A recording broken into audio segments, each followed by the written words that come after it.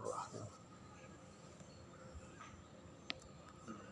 الحمد للہ رب العالمین والعاقبۃ للمتقین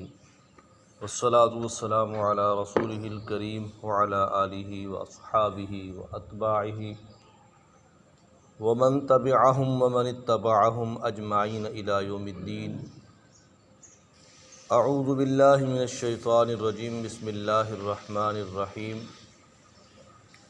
الم تر ان اللہ یزجی سحابا ثم یؤلف بینہ ثم یجعلہ رکاما فتری الودق یخرج من خلاله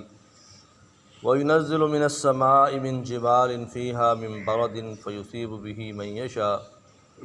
ویصرفہ عن من یشاء یکاد سنا برقہ یذہب بالابصار یقلب اللہ اللیل والنہار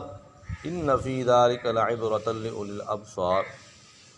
صدق اللہ العلی العظیم۔ کیا تو نے نہیں دیکھا اس بات کو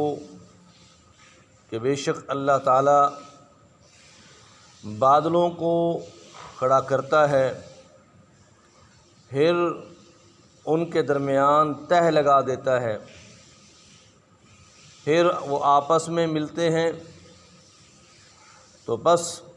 تو دیکھے گا کہ ان میں سے پھر مینہ برستا ہے اور وہ مینہ بادلوں سے اتارتا ہے، پھر اس میں سے اولے پھینکتا ہے برف کے، بس جس پر چاہتا ہے، اور پھر اولوں کو پھیر لیتا ہے جس سے چاہتا ہے، اور قریب ہے کہ اس کی بجلی کی چمک لوگوں کی آنکھوں کی بینائی کو لے جائے، اور وہ رات اور دن کو بدلتا رہتا ہے۔ بے شک اس کی اس معاملے میں عبرت ہے، نشانی ہے ان لوگوں کے لیے جو اہل بصیرت ہیں۔ قرآن مجید کی سورہ نور کی یہ آیت نمبر 43 اور آیت نمبر 44 ہے۔ ان دو آیات مبارکہ میں اللہ تعالیٰ نے اپنی مخلوق میں سے بادل کا ذکر کیا، اور پھر اپنی مخلوق میں سے رات اور دن کا ذکر کیا ہے۔ ان دونوں چیزوں کا ذکر کر کے اللہ تعالیٰ انسان کو سمجھانا چاہتے ہیں کہ اللہ تعالیٰ ہر چیز پر قادر ہے، اللہ تعالیٰ ہر چیز کا مالک ہے، اللہ تعالیٰ جو چاہے کر سکتا ہے۔ پہلی دلیل، پہلی تخلیق، پہلی مخلوق بادل کو ذکر کیا کہ بادلوں کو بنانے والا بھی اللہ، بادلوں کی شکلیں، بادلوں کا رنگ، بادلوں کی حیت، بادل کی صورت بنانے والا بھی اللہ۔ وہ چاہے تو سفید رنگ میں بادل بنا کے اڑا دے، وہ چاہے تو سیاہ رنگ میں بادل بنا کر اڑا دے، وہ چاہے تو لال رنگ میں بادل بنا کے اڑا دے۔ وہ قدرت والا ہے، جس طرح چاہتا ہے وہ کر گزرتا ہے۔ پھر وہ اپنی قدرت سے ان بادلوں کو ایک چٹانوں کی طرح، سائبانوں کی طرح فضا کے اندر معلق کرتا ہے، بغیر کسی سہارے کے، بغیر کسی ستون کے، بغیر کسی واسطہ کے یہ بادل فضا میں آسمانوں کے نیچے اڑتے نظر آتے ہیں، اور جس شہر میں جہاں چاہتا ہے بادلوں کو وہاں پہنچاتا ہے۔ پھر بھاری پن بادل پہلے ایک تہ وہاں پہنچتی ہے، پھر اس کے اوپر دوسری تہ چڑھ جاتی ہے، پھر اس کے اوپر تیسری تہ چڑھ جاتی ہے،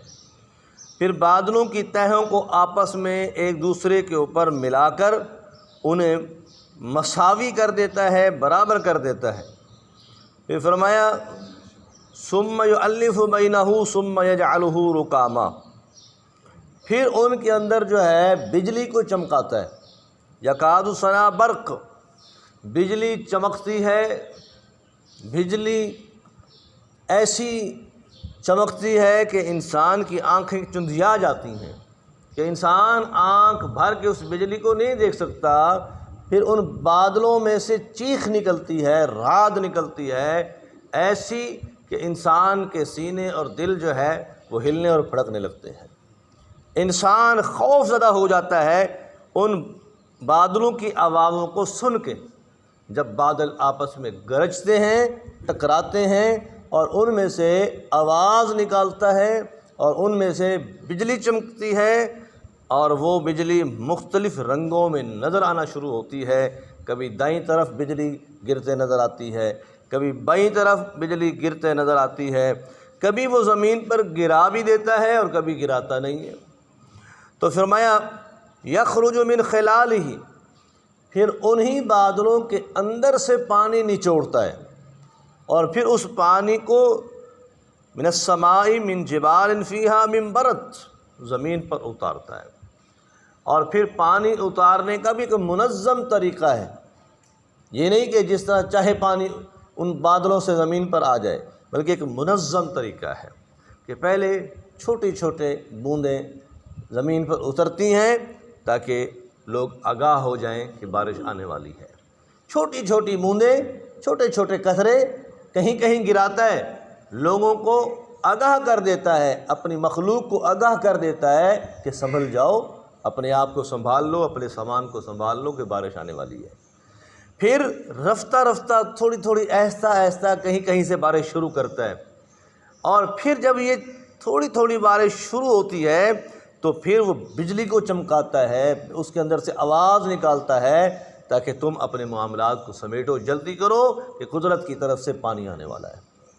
تو یہ ہوائیں چلا کر، بادل پہنچا کر، گرج سنا کر اور اس کے اندر سے بجلی کو دکھا کر، یہ سب کچھ اپنی قدرت دکھانے والا ہے کہ اللہ ہوائیں بھیج کر بادل اٹھاتا ہے، بادلوں کو بھیج کر تہ لگاتا ہے اور بادلوں کی تہیں لگا کر انہیں مساوی کرتا ہے، پھر ان میں سے گرج نکالتا ہے، پھر ان میں سے بجلی نکالتا ہے، پھر انہی میں سے پانی نکال کر تمہیں اپنی قدرت دکھا رہا ہے۔ پھر جب بارش برس جاتی ہے پھر وہ بادل واپس لے لیتا ہے، پھر وہ بادل واپس چلے جاتے ہیں۔ تو فرمایا کہ اس کی قدرت کا کیسا منظم طریقہ اور نظام ہے کہ ان بادلوں میں سے جس شہر پر، جس بستی پر، جس علاقے پر، جن لوگوں پر، جن کھیتوں پر، جن درختوں پر چاہتا ہے بارش برساتا ہے، کہ ایک علاقے میں بارش ہو رہی ہے اور دوسرے میں دھوپ نکلی ہوئی ہے، ایک علاقے میں بادل نظر آ رہے ہیں اور دوسرے علاقے میں بادلوں کا نام و نشان ہی نہیں ہے، کہ ایک آدمی سفر میں ہے، ایک جگہ دھوپ میں پسینے ہیں اور دوسری جگہ بارش میں نہا رہا ہے۔ تو یہ قدرت اپنی دکھاتا ہے۔ پھر بادلوں سے ایسے منظم طریقے سے پانی اتارتا ہے کہ یکدم پانی نہیں آنا شروع ہو جاتا۔ فرمایا کہ اگر ہم ان بادلوں سے پانی اس طرح اتاریں کہ بھاری پن پانی اترے تو پورے کی پوری بستی تباہ و برباد ہو جائے، تباہ و برباد۔ ریلے کی شکل میں اگر پانی اترے اور چشموں کی صورت میں اگر پانی اوپر سے آنا شروع ہو جائے تو لوگ اس پانی کی وجہ سے خسارے میں پڑ جائیں۔ اللہ تعالیٰ ان میں سے بوندوں کی شکل میں، قطروں کی شکل میں بارش اتارتے ہیں۔ اور پھر فرمایا فَيُصِيبُ بِهِ مَن يَشَاءُ، پھر ہم بعض علاقوں میں تو برف کے اولے بھی اتارتے ہیں، من برد، اولے اترتے ہیں، اور وہ بھی اللہ کے امر سے، کہیں پر چھوٹے، کہیں پر بڑے، کہیں پر رفتار ان کی ہلکی ہوتی ہے اور کہیں پر رفتار بڑی تیز ہوتی ہے کہ تباہی کر دیتی ہے۔ اولوں کی رفتار کہیں تیز، اولوں کی مقدار کہیں تیز، اولوں کا وزن کہیں تیز، تو یہ اللہ کے امر سے سب کچھ ہوتا ہے۔ وَيَصْرِفُهُ عَمَّن يَشَاءُ، ایک علاقے میں اولے برسا دیے اس نے چاہا، اور دوسرے علاقے سے اولے ہٹا دیے اس نے چاہا۔ ایک کا باغ اور ایک کی ترکاری اور ایک کا اناج اور ایک کا سبزہ بالکل ٹھیک کھڑا ہے، کوئی اولا نہیں ہے، اور ایک کے کھیت میں اتنے اولے پڑے رات کو کہ صبح سارا کا سارا کھیت برباد ہو گیا۔ کون کرتا ہے؟ اللہ فرماتے ہیں میں کرتا ہوں۔ تو اس لیے فرمایا یقلب اللہ اللیل والنہار، وہی اللہ ہے جو بادلوں کو بھیجتا ہے، وہی اللہ ہے جو ان میں سے پانی اور بارش اتارتا ہے، اور وہی مالک حقیقی ہے، قبضہ قدرت رکھتا ہے، اسی کے امر سے رات آتی ہے اور اسی کے امر سے دن آتا ہے۔ رات کی چادر بھی وہی اڑا دیتا ہے، پوری دنیا میں تاریکی ہو جاتی ہے،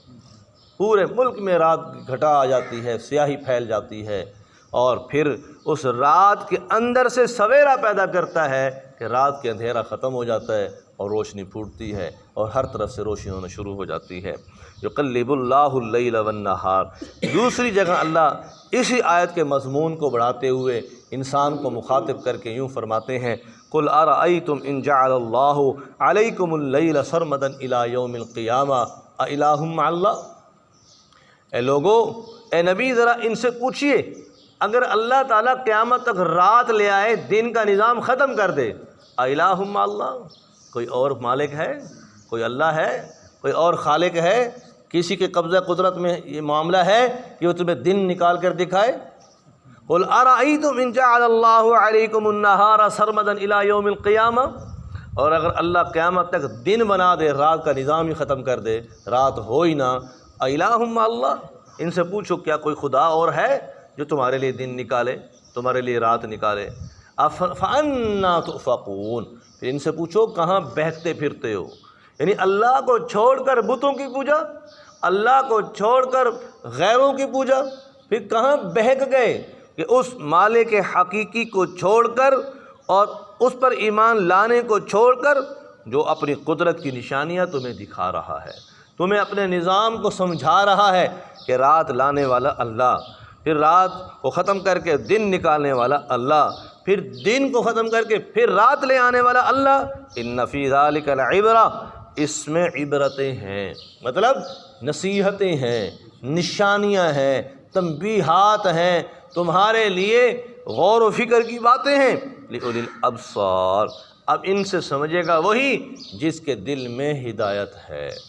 جس کے اندر ہدایت ہے، جس کی آنکھوں میں ہدایت، جس کے سینے میں ہدایت، جس کے دل میں ہدایت، جس کے علم میں نور، جس کی آنکھوں میں نور، جس کے دل میں نور، وہ لوگ اس سے سمجھیں گے جن کے اندر ایمان کا نور ہے، اور جن کے اندر بصیرت نہیں، ہدایت نہیں، ایمان کا نور نہیں، ان کے لیے تو ساری کائنات کی قدرت اللہ کو پہچاننے میں کم ہے۔ اللہ تعالی ہمیں قرآن مجید کا صحیح کما حق ہو عمل کرنے کی توفیق عطا فرمائے، سمجھنے کی توفیق عطا فرمائے، آمین رب العالمین۔ الحمدللہ رب العالمین والعاقبۃ للمتقین، والصلاة والسلام علی نبی الکریم وعلی آلہ وصحبہ وبارک وسلم۔ ربنا آتنا فی الدنیا حسنہ وفی الآخرۃ حسنہ وقنا عذاب النار وقنا عذاب القبر وقنا عذاب الحشر وقنا عذاب المیزان۔ اللہم انک عفو تحب کریم تحب العفو فاعف عنا یا کریم۔ استغفر اللہ العلی العظیم ونتوب الیہ واستغفروا انہ هو الغفور الرحیم۔ وصلی اللہ تعالی علی خیر خلقہ محمد وعلی آلہ وصحبہ اجمعین، آمین برحمتک یا